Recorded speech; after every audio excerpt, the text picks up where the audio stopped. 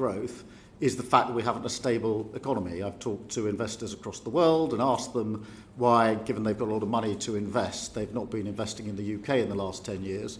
And they've all said to me, because it's not stable enough. So the budget was intended to stabilise the economy and create the conditions for investment, and obviously set out a lot of investment.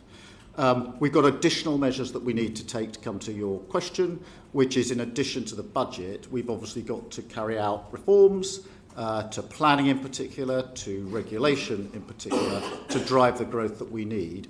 But we also need to make sure that we've got local growth plans, because I think everybody around this table, whichever political party they're in, would say, of course, we want growth. So we do want growth, but it's got to be growth across the whole of the country, not just in some parts of the country. Okay. So those local growth plans need to be there in place. So that's what you want to do, Prime Minister. How are you going to deliver that? What levers are you pulling in number 10 that you think will help deliver growth when it has, as you've highlighted, and it hasn't been happening for a good decade? Well, the levers that we're pulling at the moment are obviously the planning levers. You'll have seen that the policy framework was delivered last week. That's hugely important. Talk to any investor about what makes the difference, and they will say planning is one of the key issues. If you don't change that, you're not going to get the growth that you need. Equally with regulation, the clear message to me is not only that there's too much regulation in the United Kingdom, but it's inconsistent because our regulators are pulling in slightly different directions. And that's why we've been writing to the regulators to ensure that we've got the priorities of the regulators in the right place, and with our mayors and devolved authorities drawing up the local growth plans that we need. So they're the levers that we're dealing with at the moment. There are other levers as well. We're doing a lot of work on AI and technology as part of the reform. Okay, so you've outlined, you've given us the diagnosis, you've given us some of what you think will help solve it. When do you hope that households will see the real growth? Because these are quite big projects that you're talking about that will take some time to deliver. When will households see a difference? Well, in the plan for change, we set out that we want living standards to go up. We want people to feel better off. So you want that, so how are you going to do that? So already in the budget, you will have seen that there's a pay rise for the 3 million who are the lowest paid because of what we've done with the living wage. So already for them, they are feeling the benefit. Those in the public sector where we've been able to settle the disputes that were going on for many years, whether that's in the health service, the police, our armed services, they're already feeling better off because of those pay deals that went through earlier this year. In addition to that, the measures that we put in place will improve living standards. It will take some time, of course it will. One of the biggest mistakes, I think, of the last 14 years was the idea that everything could be fixed by Christmas. It can't. The planning will take time. The change to regulation will take time. We've got a National Wealth Fund which is getting record investment into the country. That'll take time, but already some of the lowest paid are already feeling the benefits of a Labour government through what we did in the budget. So my final one from me for now.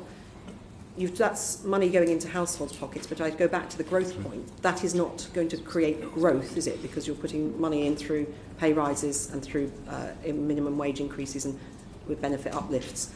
So how are you going to see growth helping households? When do you see in your timeline? What's your vision for when we will see real growth in this country? And why do you think why is the government so confident when the forecasters are much, much less confident? Well, the forecasts for the OECD, the IMF, Bank of England, OBR are all for growth, so they're all heading in the right direction, but I want them to go further and faster. I am convinced that it's the planning, the regulation that will make a huge difference here, plus the private investment. We had an investment summit, as I think you know, earlier this year, which brought in £63 billion of inward investment into this country because the message is resonating that now is the time to invest. How much of that 63 billion was new investment announced on the day? Because some of that was previously announced, I think, was it not? A lot of it was new, and very many of those that made the investments on the day put out statements saying we're making this investment now because of the changes this government has carried through. It's way in excess of the commitments of there was an investment summit, as you know, the year before, but the investment summit the year before, I think, yielded about 20-something billion. At the end of the investment summit that we had, £63 billion was pledged, and many of those who are pledging it were really clear it's because there's been a change of government and the conditions Can you have tell us changed. how much was new? Well, nearly all of the 63 billion. Okay, well, perhaps... I'll certainly, I'm very happy to write in with some better detail of that. Thank you. Liam Byrne, MP. Hi. Hello. I just want to check one thing. So, 23rd of Feb 2023, you said by end of Labour's first term, we'll deliver the highest sustained growth in the G7. That critical phrase, by the end of Labour's first term, was not in the plan for change. Is it still the goal to deliver the highest sustained growth in the G7 by the end of this Parliament? Yes, it is. And that's obviously not what the forecasters are predicting, but your goal is then to beat those forecasts. Yeah, the forecasters are predicting on the back of the circumstances as they now are. They're not, as you know, they're not able to take yet into account things that haven't happened. So if you look at the planning changes, if you look at the regulation changes that we're putting in place, the technology, they can't take account of those until we've done them. Yeah. But I am absolutely clear that our ambition is beyond what the forecast growth is. Yeah. But that was the plan for change was essentially turning that into milestones that are more easily articulated for people in their living room, in their kitchen. I just want to pin this down. So the IMF by 2029 has us at about the third in the G7, behind Canada and the US. You're telling the committee today our goal is to beat both the US and Canada and be top of that league table by the end of this Parliament. High sustained growth, that was what we set out in the manifesto. That's what we recommitted to in the plan for change. Yeah. That'll obviously be a line on a graph, a really important line on a graph. Sure. Yeah. But I also want to make it clear for voters, for the public, that what that translates into for them is feeling better off. Yeah. That they've got more money in their front pocket, if you like. But you've not put numbers on that ambition, I don't think. You've just said you want to see real household income go up. I think we've delivered that in every Parliament since 1955. So are you going to put numbers on that, how much better off people will feel? Well, there are two elements to it. There's the disposable income, which has gone up, but it didn't go up very much in the last Parliament. I think something like 0.2%, so it didn't go up materially. The other aspect is productivity, GDP per capita. That certainly hasn't been going up. Yeah. It's a big part of the problem. We want to put the two together in our measure and drive both of them up. So that has not been achieved in previous parliaments, and therefore it's a very ambitious thing to go for. That's why we've set it out. It's consistent with the highest sustained growth in the G7. So we're going to need to really unleash business potential in order to hit that ambition, as you yourself have said. And my committee's been talking to hundreds of businesses over the last month. What they say to me really clearly is that the combined impact of the national insurance contribution rise, plus the employment rights bill, plus the national minimum wage, are all going to mean that they are cutting investment, cutting workforce, and cutting wages next year. I mean, in retrospect, was it the world's best idea to put all three of those things together and land it next year? And is there now a way to assuage some of that pain? Well, the first thing I'd say is this. The investment was appalling. The economy was broken. And there was a £22 billion black hole when we did the audit of the books. The Chancellor and I had to take a decision. Do we pretend that's not there, walk past it, carry on with the fiction, or do we fix the foundations? I felt very strongly we should fix the foundations and do the difficult stuff first. We then obviously had to look at where are we going to get the money to fill the black hole, put the investment in that we need. The Chancellor and I felt very strongly that working people have been hit really hard in their pockets over the last few years, one of the worst cost of living crises we've had for a very, very long time. And that therefore we took the decision that we wouldn't hit them in the pay packet. And so there would be no more income tax, national insurance or VAT for working But we're landing three big changes at the same time. I think that's what's causing the howls of pain. Yep. So then obviously that leaves you very few places to go for tax rises. Nobody wants tax rises. We didn't want to impose this tax rise. I didn't want to inherit the circumstances we inherited, but we did. And I felt it was better for us to fix the foundations in this budget in one go, so we did. So far as the impact on business is concerned, obviously we've alleviated that with supporting for small businesses in particular, and creating the conditions for growth which will be good for all businesses. But the political landscape was pretty bleak, and we had to put the investment in. And that has allowed us to invest in, amongst other things, the health service, which of course will help us get back people into work. We've got a lot of people out of work on long-term sick. I think what business is really asking for now is a plan for growth, Yeah. and they're struggling to see that. I appreciate the long-term virtues of the investment plan that the Chancellor has set out. The challenge is that it's all quite long-term, and in the long term we're all dead, and actually what is needed for the business community is help to grow now. Yeah, I mean, what they've said to us, because the small business, in particular, business community are really hugely important to this. We've been talking to them a lot. What they've said to us, small businesses in particular, is late payments are causing us a huge amount of problems. Therefore, we've put in place a strategy to deal with late payments. Getting loans out of banks is a real problem, so we've got that within our strategy, 250 million. Growth hubs where they can work with other businesses in their locality, so that's in our strategy. And then other work on management, innovation and exports is where they want, this reflects back to them, if you like, the support that they said they needed. And so that strategy is all there. And it's been very broadly welcomed. Thanks, Jeff. Thank you. Caroline Diamond. Prime Minister, you say the landscape's bleak, but it hasn't been for our world-leading creative industries. They've been growing at twice the rate of the rest of the economy, and I know that they're a very key part of your government's growth story, and yet AI companies have scraped the internet of books, of films, of music, all created by others without permission. It's effectively the largest heist of copyright in the world's history. And yet you've released a consultation which effectively gives big tech an exemption from the law, haven't you? Why? Firstly, you're right to say there's a lot of optimism in the creative, in the art and creative sector, and rightly so. We punch well above our weight in the world. AI is going to be, on the one hand, in my view, transformative for the better in art and culture and across industry and government and the delivery of public services. I think it's going to be a huge change over not 10 years but 5.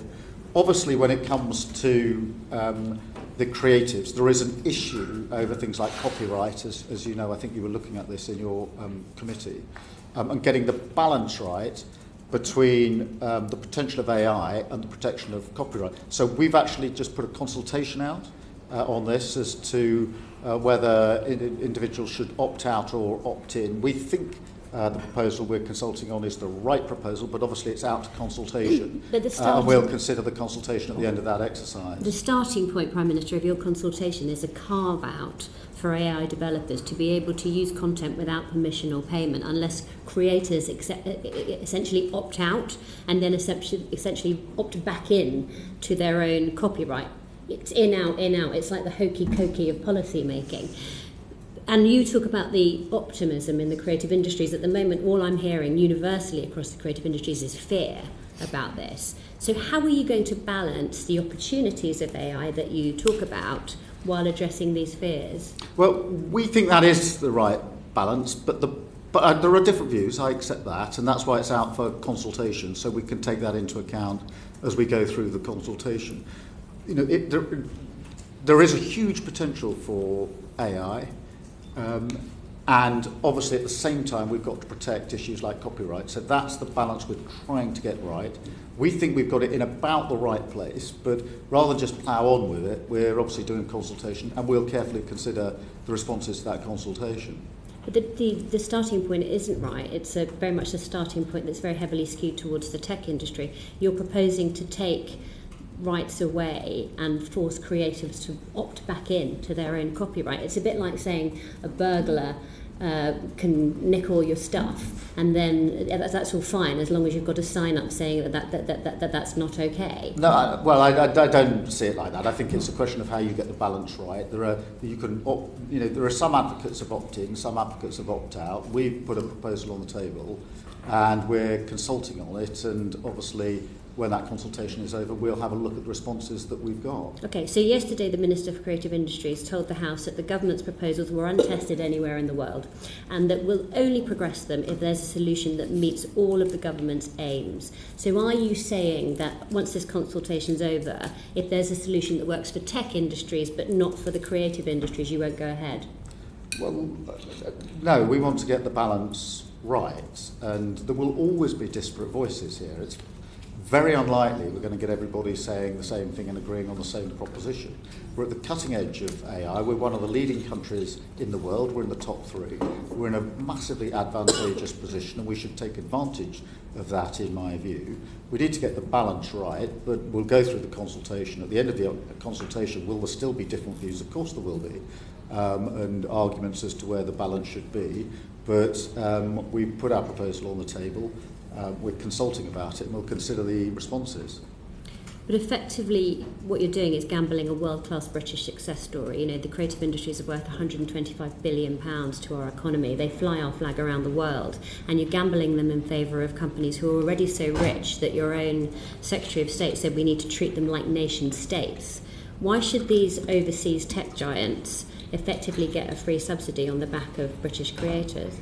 I don't think they should. I think we need to get the balance right. But I also think that we have a huge opportunity. We are one of the top 3 in the world in AI at the very point where AI is going to be transformative. And that puts us in a really good position against our competitors around the world. I don't want us to lose that edge. I think AI is going to transform not just the delivery of public service, not just productivity within our economy, not just the way we deliver in government. It's going to change the lives of people throughout the country in ways we can barely imagine at the moment. And I want us to take advantage of that. I do think it is a question of posture. I accept that. The one posture can be we see this as a huge opportunity that we should take advantage of as a country. Another posture is that it's a great danger that we should sort of heavily regulate ourselves against any impact. I'm in the first camp on this. We need to get it right when it comes to the creatives, of course we do. That's why we've put it out for consultation. But I'm in the camp that says this is a huge opportunity. It sounds to me like you're in the camp that says you prefer the big tech foreign companies over the British creative industries. But let me ask you something else. You announced members of your Industrial Strategy Council last week, all very impressive, but not one executive representative from a commercial businesses in the creative industries there either. The board's chaired by a representative of Microsoft. So let me give you another chance to convince the creative industries that they are on an equal footing with others in your priority sectors for growth, and not just the stardust that you sprinkle in number 10 when you want to impress the world. No, they're really important, and I've had the opportunity to have them in myself, not just through the department, directly to me to discuss with them. I think they punch well above their weight. I think we're fantastic on the creatives. It makes a huge impact on our economy. It's got soft power to die for. In almost every area of the creatives, we are brilliant as a country, and I think it's really important we support them to the hilt. And that's why I've had them in, that's why I've told them that, and we've talked through what would help them go even further. But they have my absolute full backing. I think they do a brilliant job. I think they've been the unsung heroes of our economy for far too long. I think they're going to want more whether it's music, art, culture, dance, you name it, we punch above our weight in the world, and that's a massive benefit for our economy. It's I think a they'll massive want more than your benefit words, for Prime brand Minister. I Britain. think they'll want to be seen that they're valued as much as the AI industry. Liam Burnham, please. Well, just amongst the perils that we face next year is obviously now the looming threat of tariffs. So what are you going to do to dissuade President-elect Trump from imposing tariffs on the UK? Well, I'm not going to speculate as to what he is going to do. It won't come as any surprise to you that I'm not a fan of tariffs, and therefore we have to make sure that we avoid tariffs. We've got very good trade with the US, as we've got very good trade with other countries around the world. I want to improve on that, and as you will know, I had a meeting with President Trump in September in New York. I've had a number of Did you phone discuss calls this? Since, and including one yesterday. I won't go into the details of what we discussed, but am I alive to the danger of tariffs, yes, of course. I'm against tariffs, but I'm not going to speculate as to what the incoming president might do. You are committed to introducing or negotiating an SPS, a closer veterinary deal with the EU. That would probably rule out a grand bargain free trade deal with the United States, because we couldn't include something on agriculture in such a bargain. How are you going to put the two deals together, with Europe on the one hand and the United States on the other? Well, I think that we can pursue both. I don't accept the argument that you've got to either be with the US or be with the EU. That isn't how it works at the moment with our current trade. We do want a closer relationship with the EU on security, on defence, on energy, and yes, on trade. And I've set out how we want to reset on a number of occasions. At the same time, I want to improve our trading relationships with the US. Is that going to be easy? Of course it's not. Do I think we can make progress? Yes, I do. That's among the reasons that I'm making sure we've got a good relationship with the incoming president, and that the relationship between our two countries remains as strong in the future as it has been in the past. Thank you very much. Florence Eshelani, MP. Thank you, Chair. Good afternoon, Prime Minister. We are in a housing crisis, and so I'd be grateful if you could explain to the committee why you took the decision to freeze the local housing allowance rate this year. Well, we are in housing crisis, you're absolutely right. The way out of that crisis is actually to ensure that we've got a sufficient number of homes, roofs over people's heads in all the areas that are needed, which is one of the major drivers of the housing crisis that we're in. And that's why we've been clear in our ambition to build homes, 1.5 million homes over the period of this Parliament, and within that to make sure that there's a significant number of affordable homes. So that's, I completely accept the definition of a housing crisis. We need to make sure that we have the wherewithal to get out of that crisis. Just on that, you've talked about homes. In less than a week, most of us in this room will be able to spend Christmas with our loved ones in a warm, safe home. But yet 160,000 children are going to wake up on Christmas Day in temporary accommodation. And there was a feature on the BBC News last night, in News at 10, which showed the reality of people paying thousands of pounds for temporary accommodation, which was frankly overflown with sewage. This is the reality people are facing, Prime Minister. And most of them are only in this situation because they lost the safety net of the LHA freeze. And the ONS data yesterday showed that average rent rises is going up by 9.3% in the private rented sector. Prime Minister, do you really understand the impact of freezing and making this decision? Yes, and can I just take out, the numbers you quote to me on homelessness and temporary accommodation are appalling. That is what we've inherited, and you will have seen that just in the last week or two, the Deputy Prime Minister's set out the further money we're putting into dealing with homelessness and temporary accommodation, and the money that she's putting into local councils, and the initiatives that we are supporting. The Mayor of Manchester, for example, has been bearing down on homelessness, as you know, and we want to build on that around the country, and that's why we put that money aside. But yeah, it's a terrible inheritance. But it's record numbers. Yeah, and but it's Prime Minister, shocking. do you understand that the additional funding to address homelessness is effectively redundant if you're not dealing with the root cause of why people have been forced into temporary accommodation, including freezing the LHA allowance? Well, we've got to put the money in to support them in the homelessness and the temporary accommodation, and that is what we're doing. And these figures have been very high for a long time. We've inherited them, and we need to turn them around.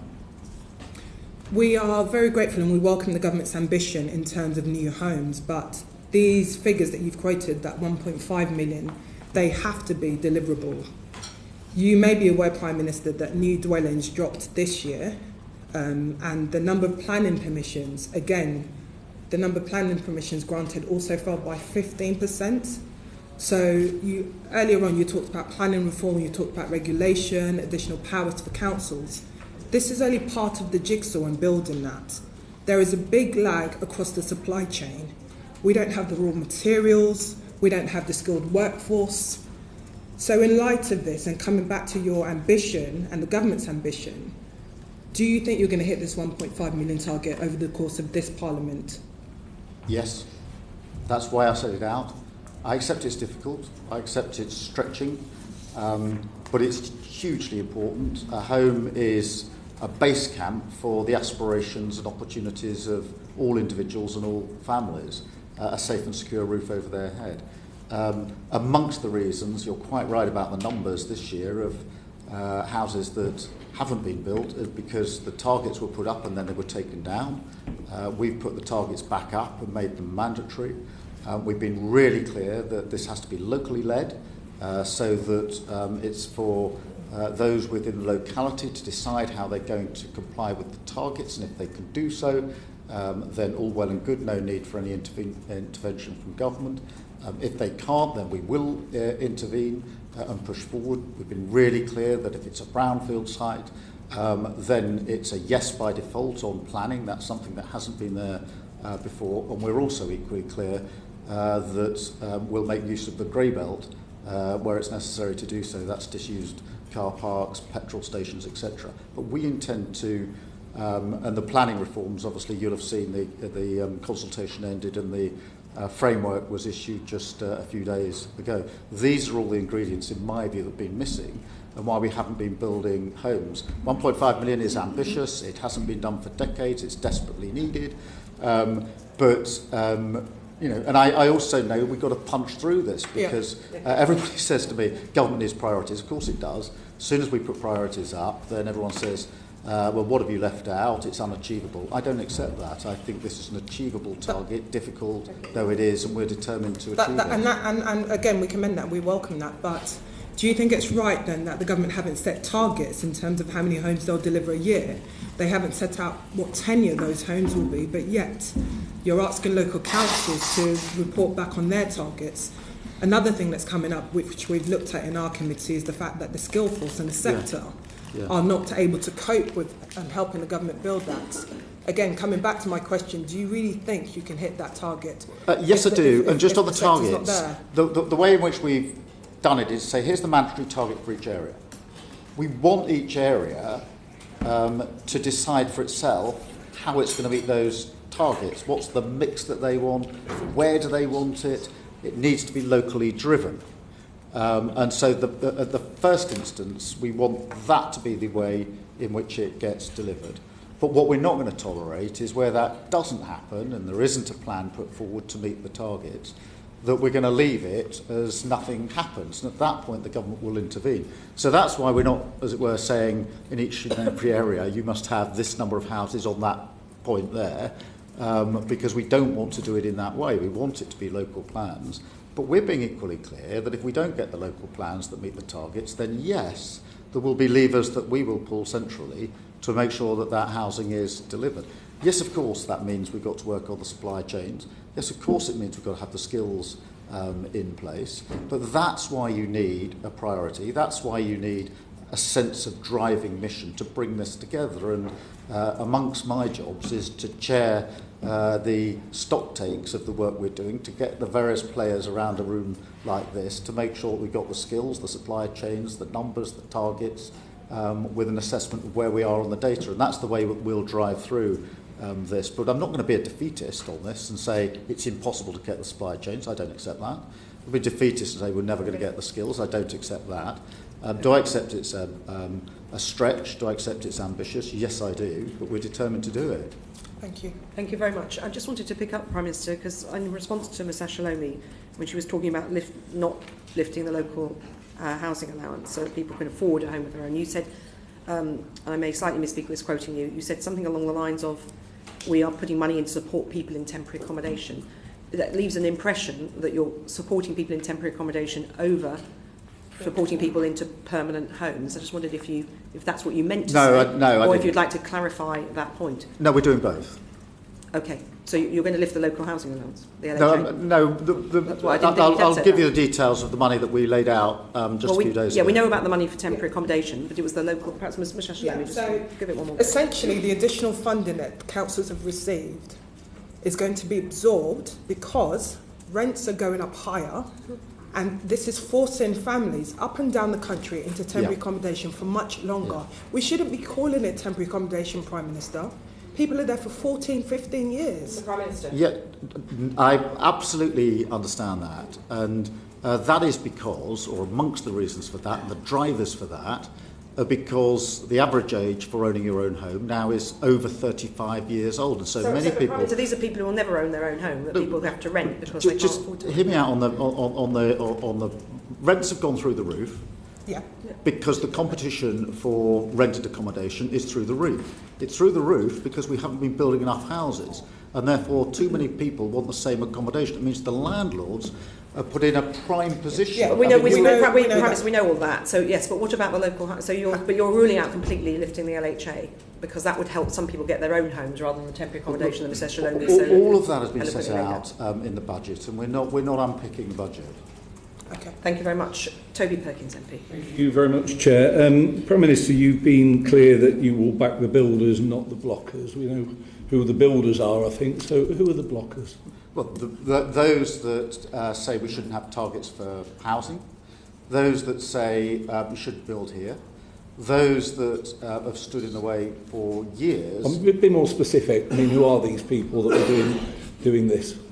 Well, if you... Are we talking about planning committees, local councils? Are we talking about local residents groups? Who are these blockers? Well, all of the above. I was at a housing development in the course of the elections up in York Outer, looking at some housing that had been put up, and it was 20 years from the plan going in before the houses I was looking at were being built, and it was going to be 25 years before that housing estate was completed. That is never going to be enough to get growth in this country. Equally, I was inquiring about onshore wind farms and how long it would take to get one up, and I was told by someone that I thought was totally credible that you could build a wind farm in 2 years. I said, good, because we want clean power by 2030. He then said, well, we won't have that because it'll take 13 years before we get power. I said, well, talk me through that. He said, I'll lose 5 years to planning because somebody will object and I'll be in court for 5 years. I said, well, that needs fixing, but that only gets me to 7 years. I said, what about the other 6 years that takes you to 13? He said, well, the grid that needs to connect me won't begin to crawl towards me until I've got power coming out of my wind power, and then it's going to take 6 years for the grid to get to me.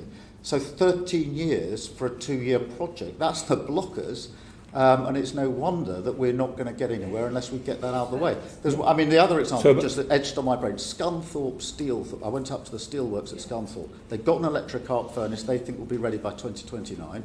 The grid is going to connect them in 2034. We can't go on like that if we want to grow our... Well, exactly, that's why we want to get rid of the planning regulations. Mr. Perkins was asking that's why we want to change the regulations. We want to get our hands on the grid, because if we don't do those, we'll be stuck with these blockers for a very, very long time. Mr. Perkins. Okay, so in terms of the infrastructure, I mean, that's your responsibility. In terms of those people like councillors, local communities, that's obviously a key area. Britain's already one of the most nature-depleted nations on earth. Do you think that the current protections for nature in our planning system are excessive? I think we could get the balance better. I do think we should obviously take measures to protect our environment, to protect nature, of course I do. But I think that we could do it differently. And so one of the proposals, as you know, that we're working on is the question of whether that balance should be struck on each and every application and project, one by one, case by case, or whether it couldn't better be lifted so that you could look at the balance over a wider area, which I think would make a lot more sense. So the question there would be who pays for that. If it's not the developer, we currently have biodiversity net gain, so on a case-by-case basis they have to replace the nature that they build over. If it's not them, who pays? I think the developer should pay into a fund that could be used to get that balance right. So I'm not saying they should be exempted from paying in. What I am saying is if you do it on a case-by-case basis, you can get quite a lot of results which slow things down, don't seem on the face of it to make a lot of sense. So that doesn't mean that we shouldn't protect nature and the environment. Okay, but on that, the National Planning Policy Framework lists 3 objectives: economic, social and environmental. Is it the case that that order is not accidental, that you see that it being the priorities for you, economic, then social, then environmental, or are they three sort of equally important issues? I think they're equally important, but I do think that for far too long we've had projects held up for problems that, whether it's, there are plenty of examples of newts and bats, you name it, or environmental issues, where if we'd looked at it in a slightly more strategic way, I think we could have got through the problem more quickly and more easily. It's not to downgrade the importance of the environment or nature, but I do think we can look at it differently. Yeah, I mean, I think anyone listening to your speeches will hear a lot more on the growth than they'll hear on the nature protection. You mentioned there, as you've mentioned previously, about bat tunnels. We have the Deputy Prime Minister saying newts are getting in the way of people. What do you think planning officers who are looking at applications, what's the message you want them to hear from this government in terms of nature? Well, it's important, but we want to build, we want to grow. If there's one inhibitor of our country over the last 14 years, it's been the failure of growth, and we intend to turn that around. And we can't turn it around without changing things. What I've done in years in opposition is ask myself, why have we had low growth in this country for 14 years? And I've walked through, I don't know how many examples with people who know what they're talking about. Having then worked out what's wrong, I intend to put it right.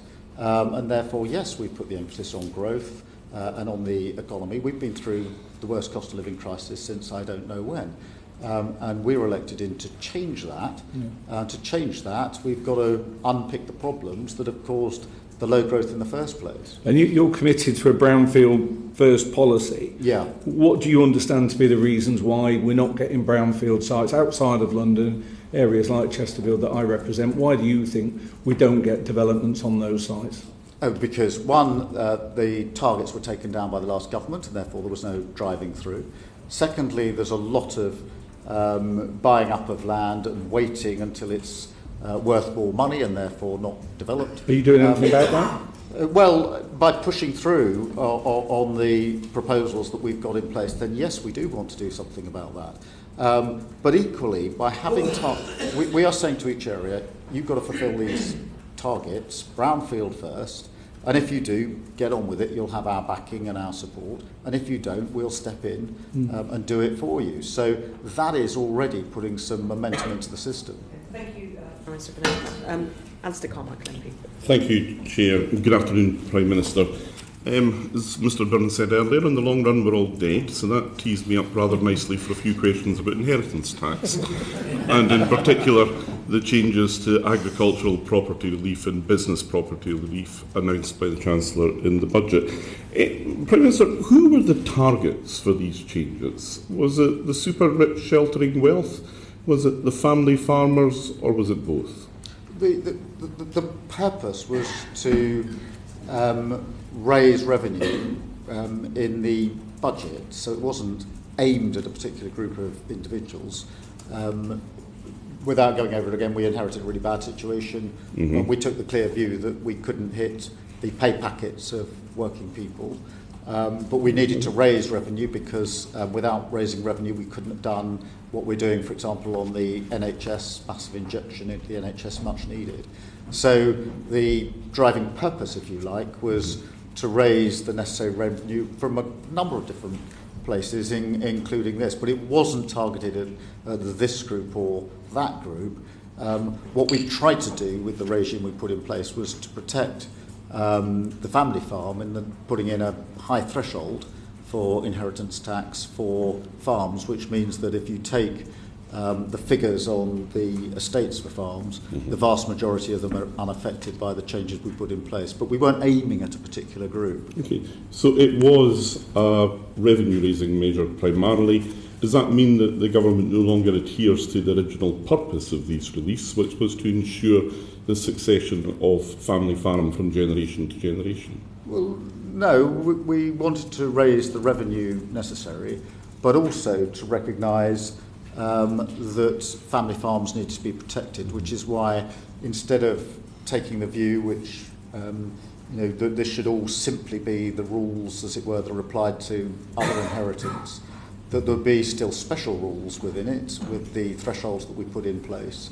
And of course, the fact that even when the threshold triggers the payment of tax, that tax is paid at 50% the rate that other people would pay, and it's over a 10-year period interest-free. That's not available elsewhere, and so that's the fair balance between raising the revenue and the protection we wanted to put in place. When it comes then to super rich people sheltering their wealth by buying land, that's still going to be quite an attractive option, isn't it? Well, we weren't aiming at a particular group. You don't think you're comfortable with the super rich sheltering their wealth by buying land? Well, what we tried to do was get the balance right and to protect the family farm. You know, look, what the very wealthy do with their money within the rules is a matter for them. But what we wanted to do was to raise the revenue necessary because, you know, we had to not only balance the books in the budget, we had to make important investments in things like health services in schools. That meant we had to raise revenue, and that's why we did this amongst other measures.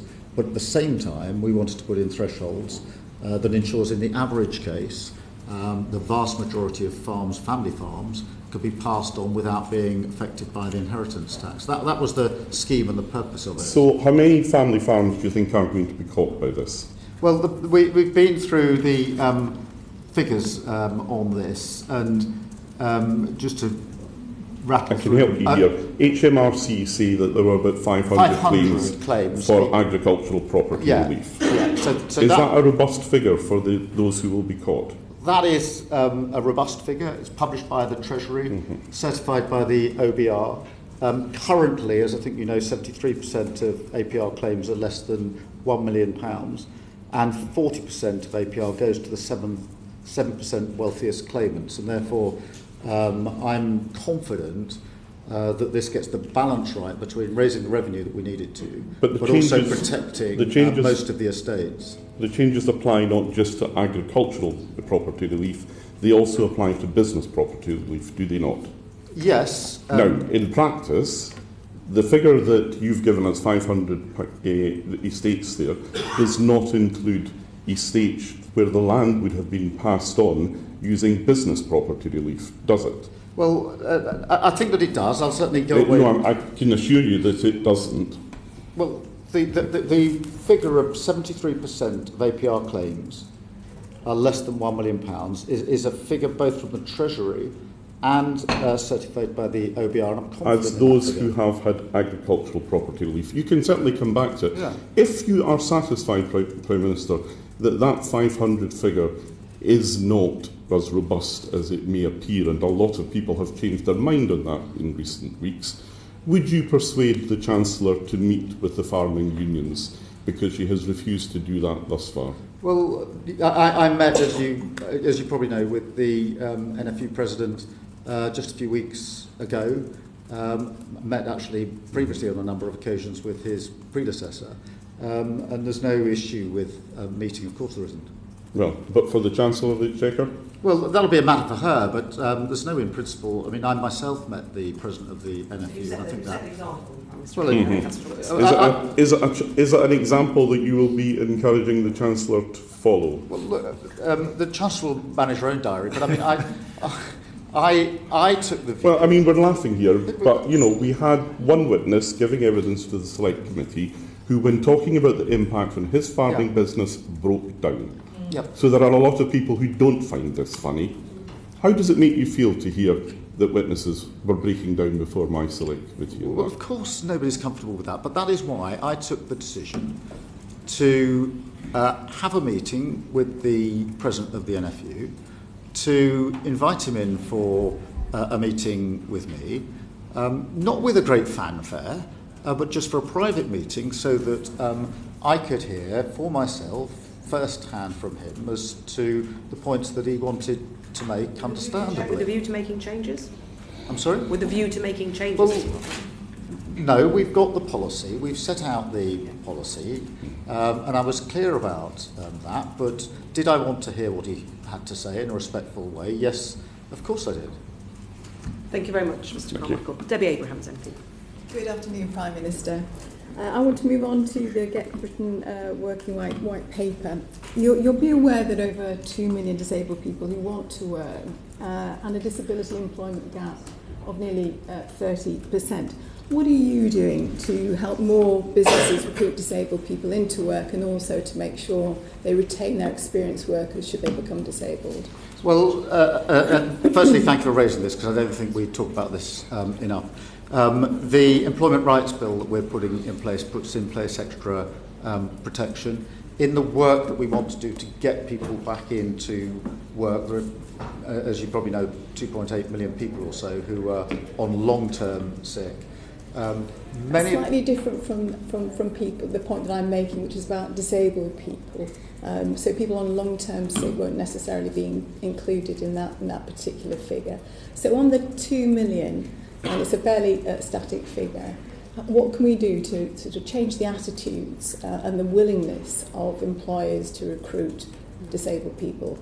Well, we should do everything that we can because it's very important that we have a proper ability for people, disabled people, to be at work, to work in the way that they want, and we should support employers and support them to make sure that happens. Thank you. Moving on then, thinking about the third of disabled people who are living in poverty because of the extra costs that they face. While work may be the route out of poverty for the 2 million that I've just been talking about, how will you ensure that those disabled people who can't work have adequate support and that systemic safeguards are in place so we don't have more horrendous deaths of sick and disabled people reliant on the social security system? Well, we have to make sure that support is in there, and we will make sure that support is in there. I do think within that group there are quite a number, particularly those on long-term sick, who do want to be back into work, but want to be supported into work because, as you know, it can be quite a daunting thing if you've been on long-term sick to go back into the workplace. And therefore what we've been looking at is schemes. There are some already there, as you know, where employers have schemes to support long-term, those who've been on long-term sick back into work, and I'm very, very supportive of that. I've been to see them myself, to give people the chance to go back to work because sometimes making that step or taking that step is very, very difficult. That's a very good point, and I absolutely accept that, but there will be disabled people who will not be able to work.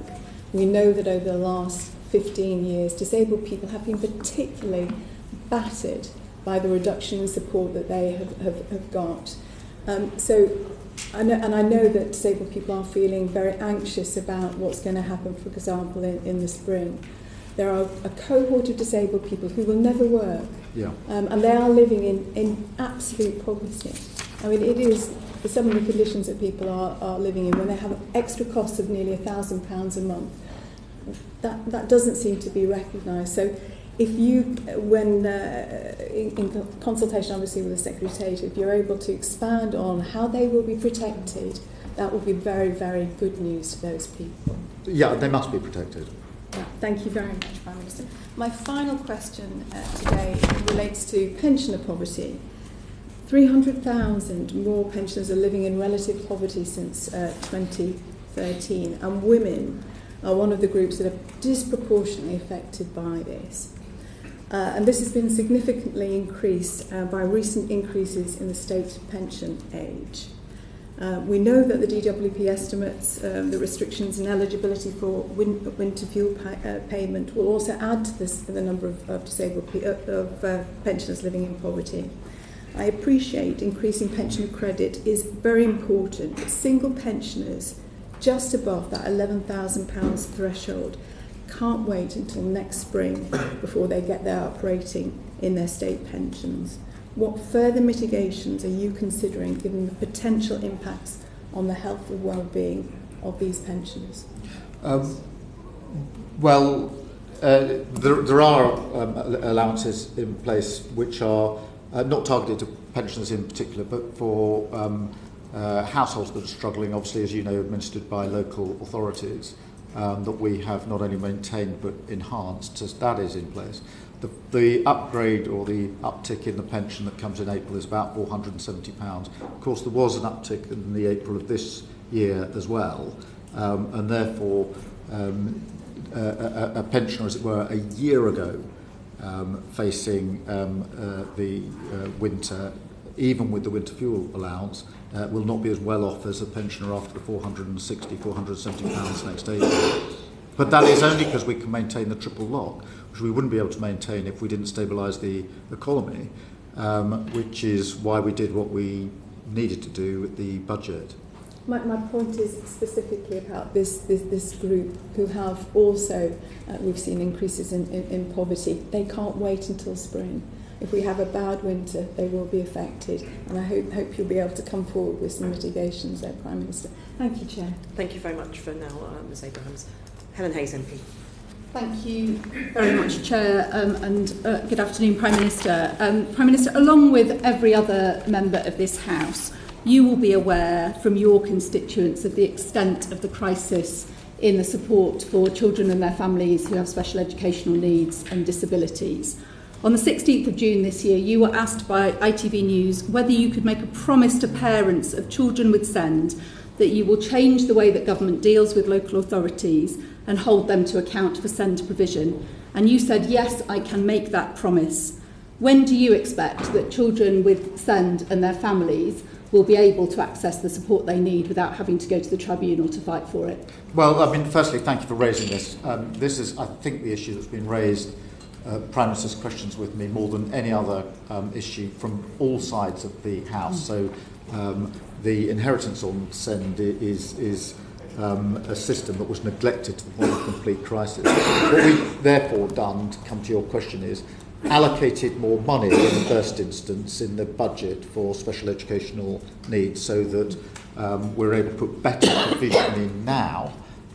But also, alongside that, I think we've got to reform. We've got to have a much earlier intervention system in place, and we need to make sure that this is predominantly mainstream.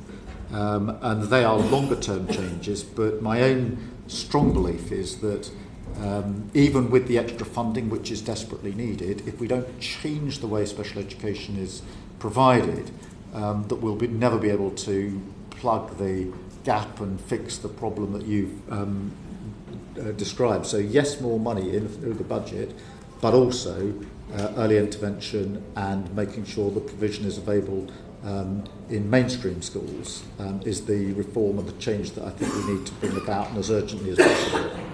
So the money in the budget this year is very, very welcome. I think there was relief across the sector about that.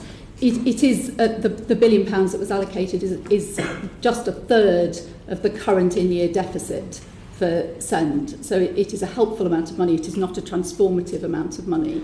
What local authorities are most concerned about is this question of the statutory override, which, as you all know, is an accounting fudge which allows SEND-related deficits to be kept off their books. It comes to an end in March 2026. Local authorities will be, in just a few weeks' time, setting their budget for the coming financial year. And it seems to them that the DFE, the Department for Housing, Communities and Local Government, and the Treasury are talking to each other about how that will be dealt with, but nobody is talking to local authorities. Can you say when local authorities will have certainty about what happens at the end of the statutory override? Yeah, the Deputy Prime Minister is talking to local authorities about this. I'll obviously follow up with her as a result of your questions here this afternoon.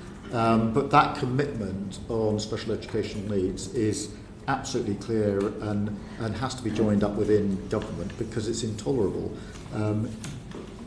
Yes, that extra investment, that extra money needed to put in. I accept that no amount of extra money on its own is going to provide the better provision in my view. It's also got to come with the reforms that we are working on and we've set out. That is joined up within government. I know that the Deputy Prime Minister is all over this. It matters hugely to her. I will just double down and make sure, you know, having raised it, that all the relevant conversations are taking place. And this is an existential issue for local authorities. If there isn't a solution to the statutory override, the government will see an avalanche of local authorities issuing Section 114 notices. So it couldn't be more important, and I do know from what I hear from those working in the SEND sector in local government that local authorities are absolutely anxious to understand what the government's approach to this issue of their debt will be. No, I know they're anxious about it. It's a huge financial burden on local authorities. It's causing problems all over the country in all sorts of constituencies and with all sorts of authorities, and that's why we've taken the measures that we have. We'll obviously talk to them further, but I'm acutely aware of the Section 114 problem and the pressures that they're under, and that this is a major driver of that particular problem. I'd like to turn finally, if I may, Prime Minister, to the question of early years education and childcare. So we know that the early years provide a unique opportunity to close the disadvantage gap for the most disadvantaged children, to set them up for an education that so that they can make the most of education for the rest of their lives. The government inherited a childcare strategy from the previous government, the rollout of an expanded hours offer, which is almost exclusively aimed at targeting working families. There is evidence that in doing so, there is a risk that provision will be reduced for the poorest children who stand to benefit the most from high-quality early years provision. Are you concerned, Prime Minister, that the government's early years education and childcare strategy is at odds with the work of the Child Poverty Task Force? Well, the Child Poverty Task Force is obviously doing its work at the moment and will issue its report in the spring of next year, and so we want to bring these things together. I completely accept what you put to me, that what happens in the years 0 to 4 to 5 of a child's life are more impactful than at any other point in that child's life, and therefore we have to put the support in there.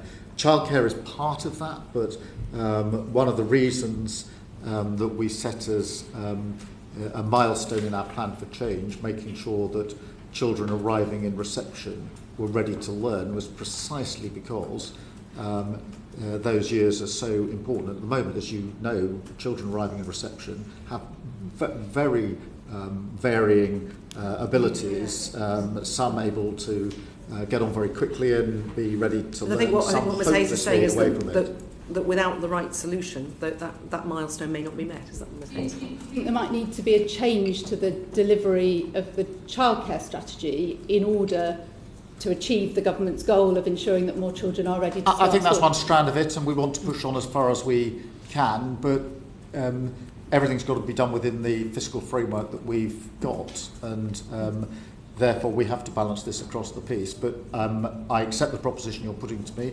I know that the milestone is going to be difficult to meet, but just as with housing and waiting lists and living standards, I'm absolutely determined that we're going to meet it, because it's a bit like Sure Start under the last Labour government. It made such a material difference. This is, if you like, our equivalent, which is to make sure that by the time children are arriving at school reception, they are ready to learn in a way that they frankly aren't. So, Prime Minister, could we just ask that you take away what Ms Hayes has raised and look into that specific technical issue that she's raised particularly? Yes, of course. Thank you. Sir Geoffrey Clifton-Brown. Yes, good afternoon, Prime Minister. The Public Accounts Committee exists to scrutinise public expenditure across government to get the biggest bang for the taxpayer's pound. One of the ways you could save billions is to improve public sector productivity. I've got 3 discrete questions to ask around that. The first is adoption of new technology. Fairly simple things like improving digital record keeping, investing in legacy computer services. The last government put 3.2 billion into the health service. And the third area in technology is to adopt new technology like AI much quicker than it's doing at the moment. Yeah. How are you going to improve that? Well, we have to improve across the board on AI and technology and delivery.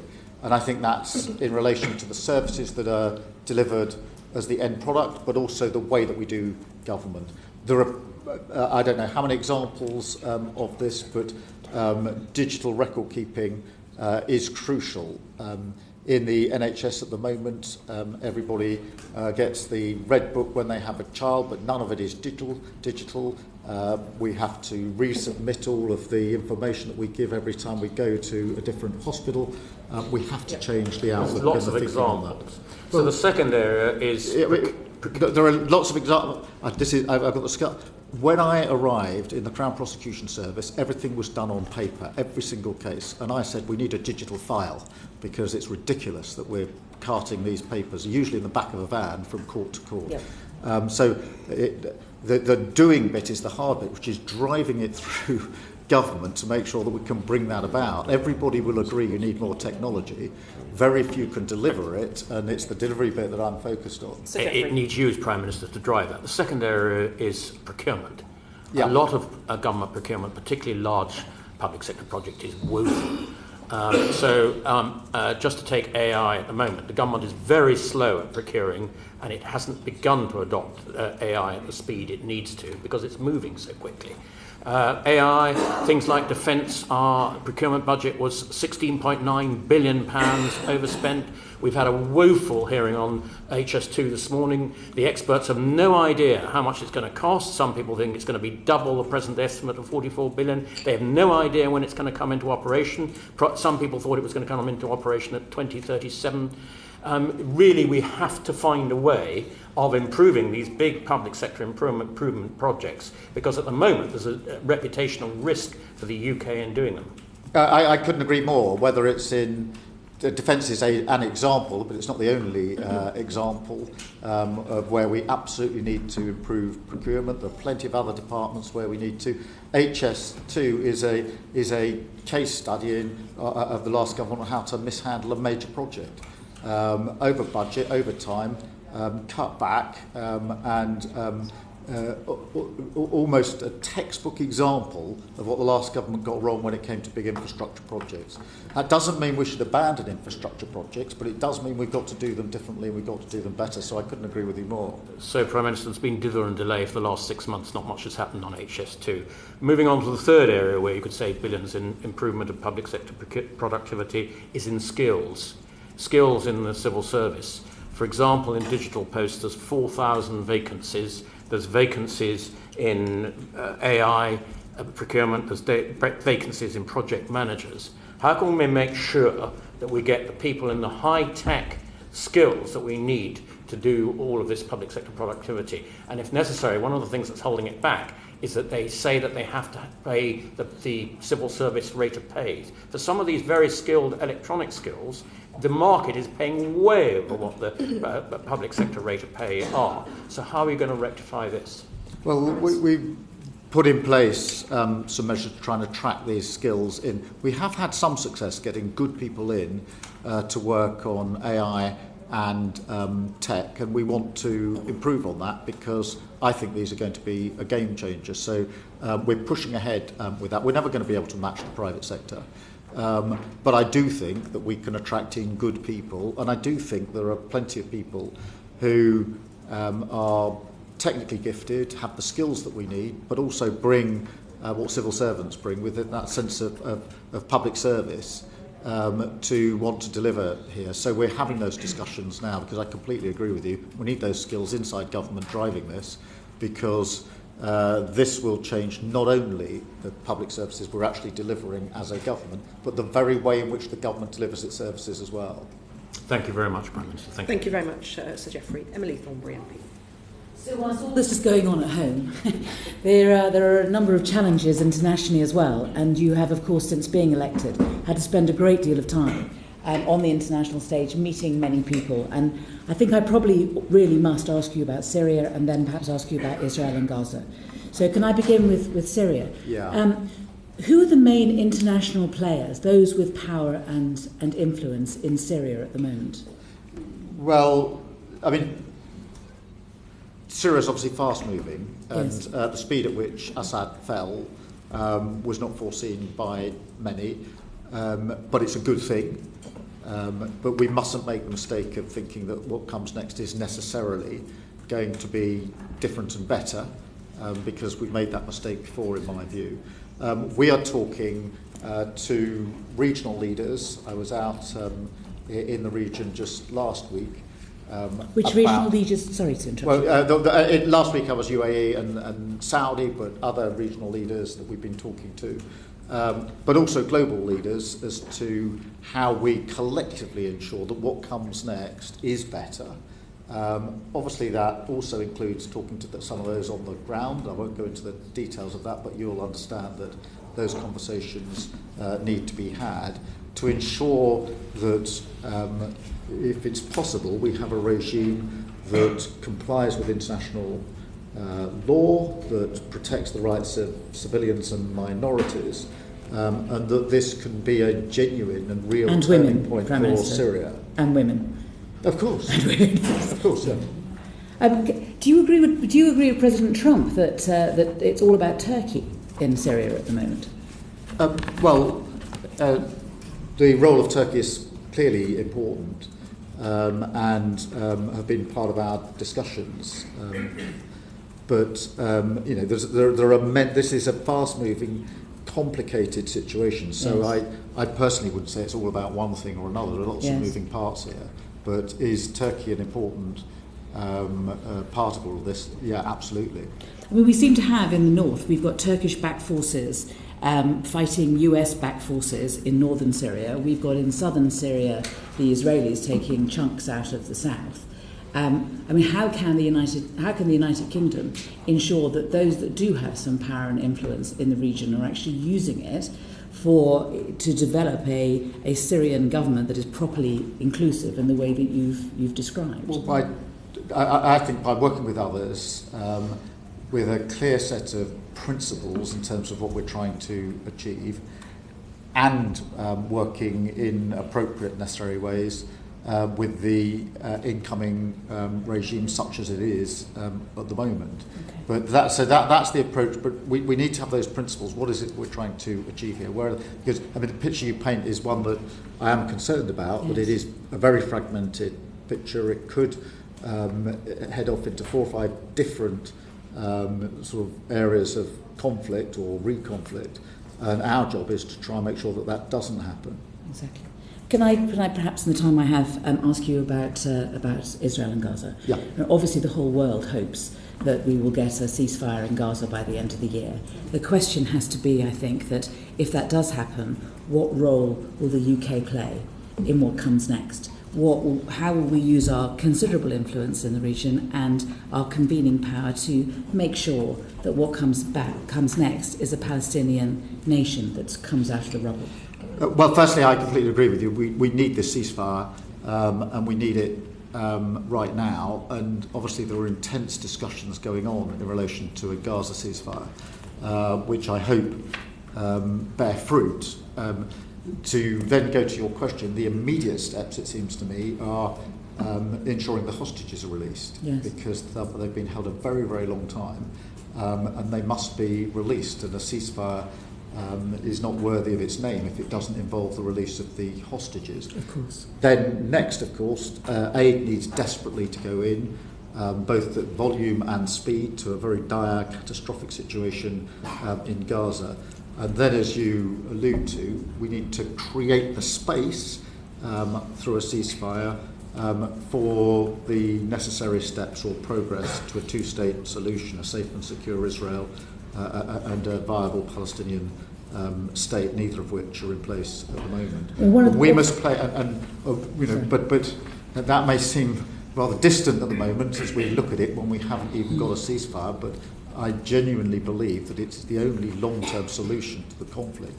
There are many steps in between that we are talking through with others, which involve what are the security arrangements in Gaza or other places until we get the progress that we need, who's going to be responsible, how's that going to operate. All of those are questions that I think the UK should be and is involved in, because if we're serious about the two-state solution, we have to answer all the questions from the day a ceasefire starts, and we hope that it does, to the end point at which we want to get to. Have we got answers to the very many questions that arise in the interim? And that's where we're working with others to answer, if you like, the question, well, what happens the day after a ceasefire? And of course, it isn't just, Palestine won't just be built from the ashes of Gaza. No. It also needs to be the West Bank as well. And we know that we are dealing with a government in Israel that at least its stated view is that they're not in favour of a two-state solution at the moment. And indeed, of course, some of the wilder members of the Israeli cabinet talk about annexation. Now, if annexation does happen, and we all, of course, hope it doesn't, I'm sure the West will condemn it.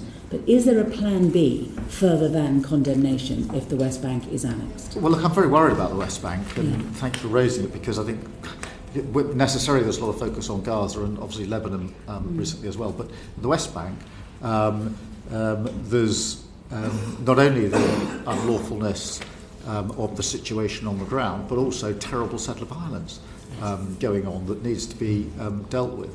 So the anchor has to be international law and respecting international law and being clear about what that means in relation to our approach to the West Bank. These are difficult questions, but I strongly believe that we should anchor it in international law, and in relation to the West Bank, the position is therefore clear and settled as far as I'm concerned. Thank you, Chair. Prime Minister, thank you very much for your dedication to duty and your service to our nation. And in terms of our defence and national security, what is the one thing that keeps you awake at night? Well, I'm not kept awake by our defence and security.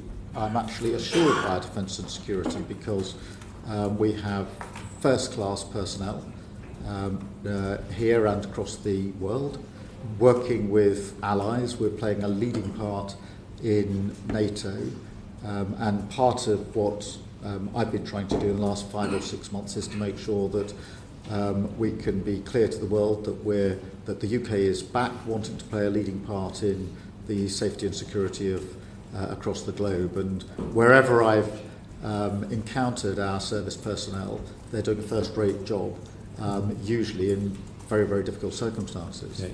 Well, look, just last week, the Secretary-General of NATO noted that the current security situation is the worst within his lifetime, as he sees it, and that now is the time for members to shift to what he called a wartime mindset. He said that whilst we are not at war, we certainly aren't at peace, given the grey zone attacks and the increasing nature of those. So do you agree with that assessment, and is there an understanding within Whitehall about that threat? Look, we're living in a more volatile world than we have for many, many years. I think that's absolutely clear. In a number of different places around the world, we have conflict that is escalating, not de-escalating. And we have to match that, and that is why we have doubled down in our support for NATO. It's why we constantly talk to our allies, and always ensuring that we're better prepared. Sometimes that's to do with pure capability, and obviously there's a lot of discussion about exact percentage that's spent on defence. I think it's equally about how we coordinate and collaborate with our partners to best effect. And they're some of the daily discussions that I've been having, including earlier this week, where I was in Norway talking about our joint operations in the high north that are vital to our safety and security, and then down in Estonia on the absolute front lines as far as Russia is concerned. We know about those visits and much needed.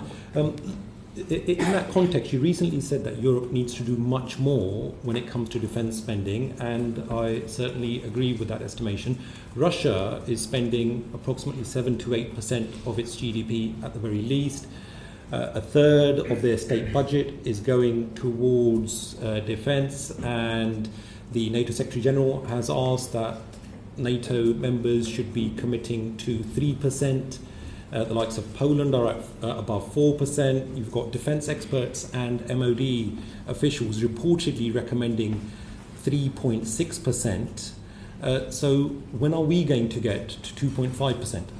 Well, we've made that commitment to 2.5%, and we'll set out a path to that in due course. As you know, there's a strategic review going on. At the moment, I think you've had possibly 2 of the reviewers before your committee. Yes. And that's due to report in the early part of next year. But we will set that path out to 2.5%. But the problem, Prime Minister, is that I don't think that we can afford to prevaricate. I mean, there's a huge anomaly here, as I also mentioned to the Secretary of State for Defence. And by the way, I have a huge amount of respect for him, and I believe he gets it.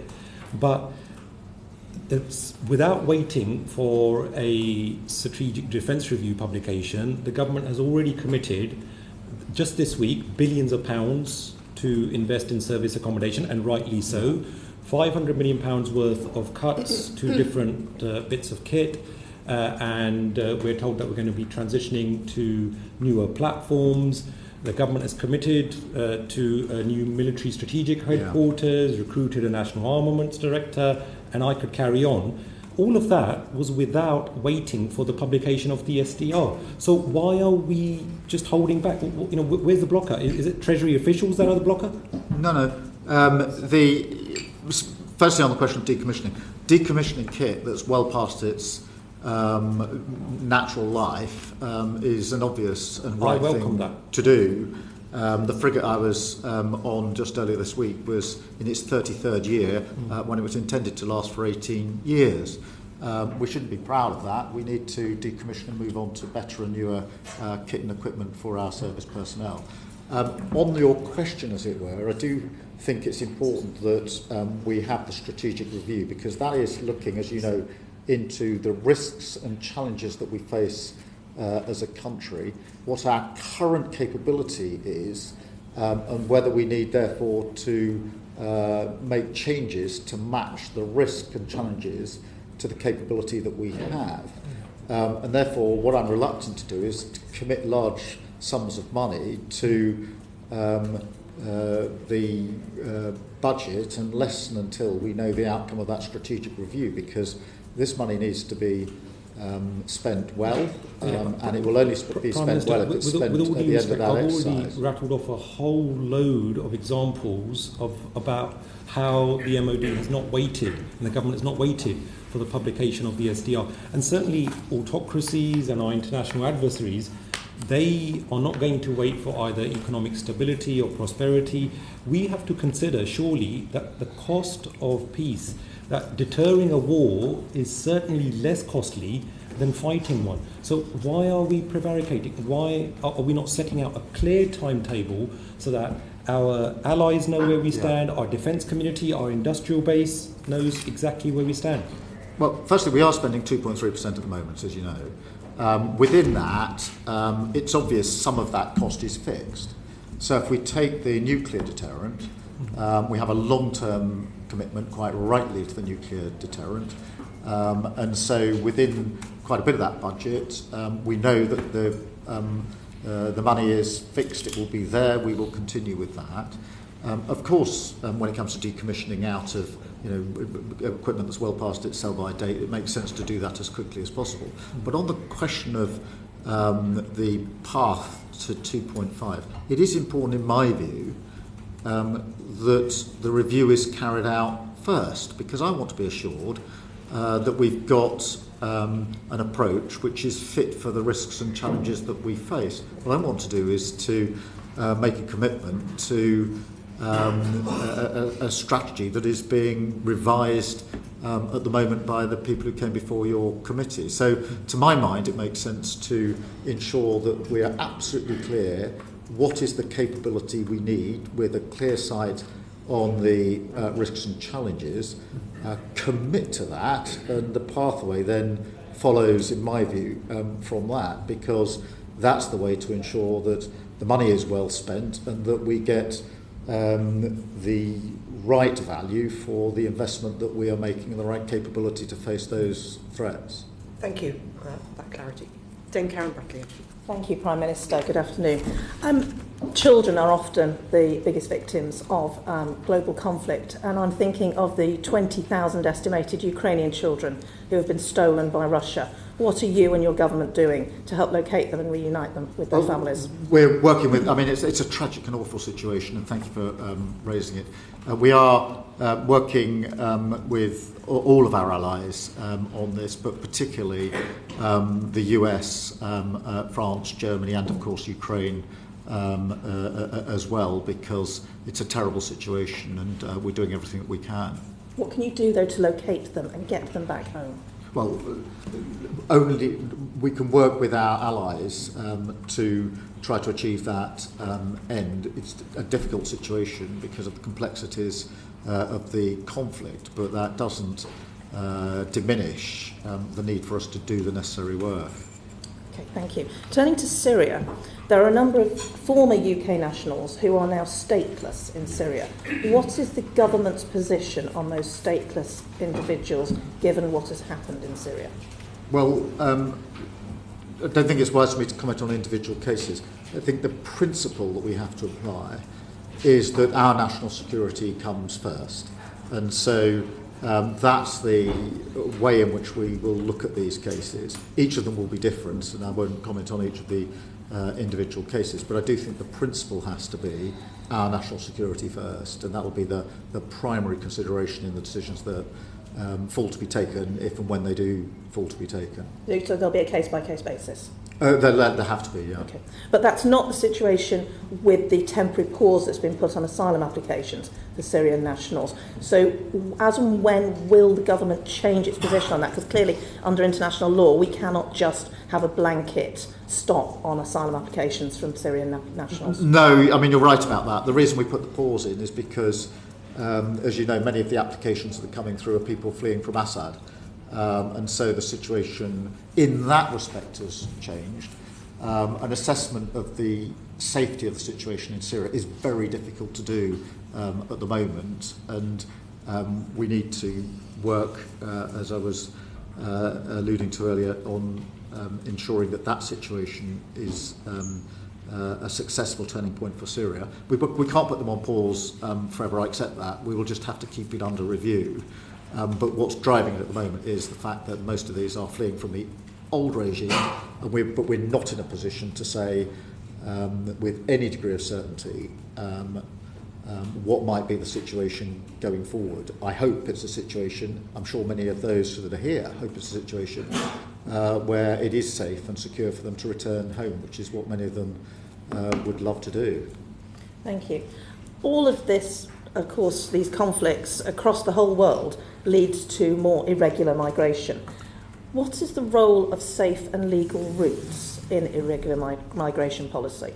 Oh, well, they can play a really important role. So, to take the examples, after the fall of Afghanistan to the Taliban, a route was set for Afghanis to come here. And we've got obligations that we are honouring.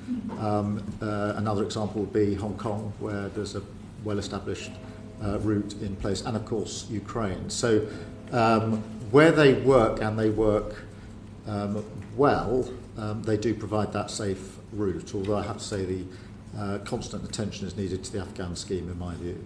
But you're talking about specifics, country-specific schemes. In opposition, you voted for more blanket safe and legal routes. Have you changed your view on that? No, I do think we need safe and legal routes from a particular country, but I also think that we should be taking measures necessary upstream to reduce the likelihood that people feel they have to flee in the first place. And I think it's very important that we do so.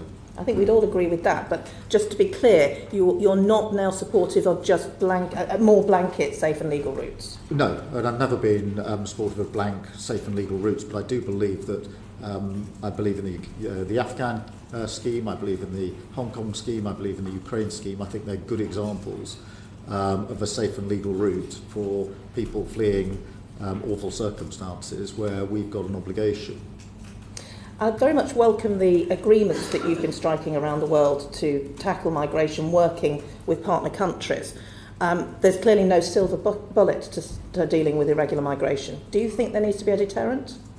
Yes, and I think that breaking up the gangs that are running the trade, putting people in our particular case in boats across the channel is a very effective deterrent. Equally, I think that being returned swiftly if you get here and you've no right to be here is a very effective deterrent. What I don't think is a deterrent is a gimmick that doesn't work, which is what I thought the Rwanda scheme was. And how are you communicating that deterrent around the world to those who may consider making these journeys? Oh, by the action that we're taking. You'll have seen there was a very high-profile arrest just a few weeks ago of a Turkish national who's obviously there'll be proceedings going on, so I'll be careful what I say, but it was a very significant arrest. In relation to the deal that we did with Germany, hugely significant because, as you know, a lot of the boats that are arriving on the north coast of France are coming through Germany. Some of them are in warehouses in Germany, and it personally has been frustrating for me. We couldn't get our hands on them.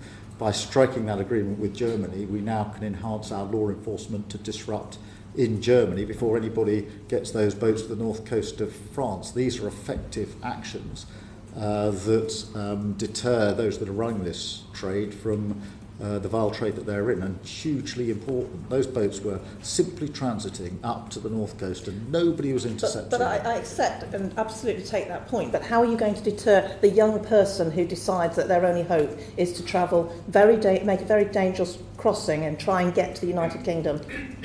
Well, I think first we've got to work upstream in some of the countries of origin on the causes of fleeing, so whether it's conflict, whether it's poverty, whether it's climate, there are things that can be done. Then we need to break the chain that is available on payment of money for people to travel. Those that are running this vile trade are making a huge amount of money exploiting vulnerable people by taking a lot of money off them to put them into boats that are not seaworthy. If they were cars on our road, we wouldn't allow them to be in use, and yet somehow it's thought tolerable that people can even get into these boats. We've got to smash that.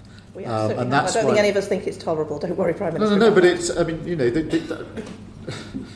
one of the reasons I have face-to-face meetings with my counterparts in countries like Germany and France and Italy is so that I can have at that level the necessary discussions to say if we can agree at our level that this needs to be done, then there's a better chance of the action further down. And, you know, that's, the German agreement is an example of that, because that's one of the conversations that I had. Thank you very much, Dame Karen. Prime Minister, just a couple of quick follow-ups, really, from what you've answered to colleagues. In response to Dame Karen, you were talking about safe and legal routes, and you mentioned Afghanistan. But we have also horrors around the world, like in Sudan.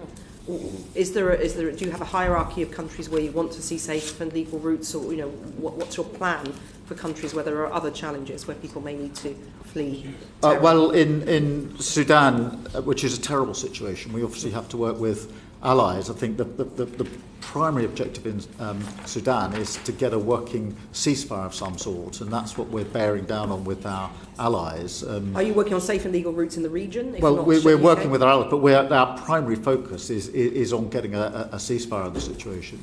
Okay, so I'm just on the question of safe and legal routes. Do you have a decision-making process within government about which countries you will apply safe and legal routes to? Well, we talk to our allies about what's possible out of any conflict zone, but whether it's Sudan or anywhere else, the primary objective has to be the cessation of the hostility in the first place. Okay, and also on migration, we've heard from Florence Eshalomi, from Dame Caroline and Sir Geoffrey about the challenges of skills in the UK. Because construction, tech and digital and AI have come up today. Are you having any discussions with the Migration Advisory Committee about any shortage occupations that should be on their list? Because if you want to build the 1.5 million homes just to take construction, there will be a real squeeze with cladding and with the need to build those homes to find the skills available in the UK at the moment. Yes, we are, and what we're doing is making sure that what the Migration Advisory Committee are doing is consistent with what we're doing in our Industrial Strategy Council and consistent with what we're doing with Skills England. In my view, those three have been operating as separate silos for far too long, and I want to bring them together. So when will we see when will we see a list of shortage occupations that the Migration Advisory Committee publishes? When are you expecting that? Well, that'll be a matter for the committee. Yeah. But when are you providing the information into them? I mean, are you willing as Prime Minister to say yes? Sometimes we will need overseas skills to help deliver on the missions that you've set out. Well, we're always going to need overseas skills. I can't imagine a situation where we don't need a single person into this country for skills. So you would give a green light, basically, where the Migration Advisory Committee would have your blessing if it would... No. I mean, the reason we're putting all three together is to make sure that what the Migration Advisory Committee are saying and advising is consistent with what we can deliver with Skills England, which needs to bear down on the skills we need for growth. And that is consistent with the industrial strategy, which is intended to bring businesses and those involved in growth. But that will take a while, won't it? My point about asking about the Migration Advisory Committee is you need skills now to get to that target of 1.5. Sure, but that conversation needs to take place. Okay. Obviously, what I don't want to do is to choke off businesses that are thriving at the moment by cutting their legs off and saying you can't have inward migration. But it needs to be part of a rolling programme so that we wean ourselves. We've got very high levels of net migration in this country. It's quadrupled since we left the EU, completely out of control under the last government. And part of that is a complete lack of coordination and strategy to have the skills we need in this country. So those discussions need to take place. In the meantime, I'm not going to chop the legs off our businesses. I'm sure they'll be pleased to hear that. Make it hard for them to get the skills they need. In response to Ms Abrahams and her questions about disabled people, Ms Abrahams, you wanted to come back in on that point about specifics. Prime Minister, I don't know if you're able to add to the response you gave me in terms of, for example, how specifically we're going to be engaging with employers to ensure that the 2 million disabled people who are able to work can be supported. You said we should do everything we can, which is great, but specifics would be helpful. Yeah, okay. Well, I'll do a follow-up letter with a lot of detail in it. Thank you. Brilliant. Thank you very much. And then finally, Prime Minister, you've been in the hot seat for 5 months now. You had the campaign, the general election, the euphoria of walking down Downing Street on that first day. But reflecting on your experience in the last 5 months, what would you have done differently, knowing what you know now? Well, firstly, I'd like to say that having been 9 years in politics, all bar the last 5 months in opposition, it is far better to be in a position of power to change lives for the better than it ever is in opposition. I came into politics late in life, having had a legal career, in order to change lives for the better. I then sat in opposition for 9 years, going around the division lobbies, losing the vote every night. Now we can get on with delivering, and I'm very pleased that. Is there any lessons you've learned, though, having been in Number 10, seen the machinery of Whitehall, had your levers on the hands of power? Anything you would do differently if you would give your former self, your 5 months ago self, some advice? What would that be? Well, look, I mean, I knew it'd be tough. I knew the inheritance was going to be pretty awful. It's worse than I thought in every respect. There was 20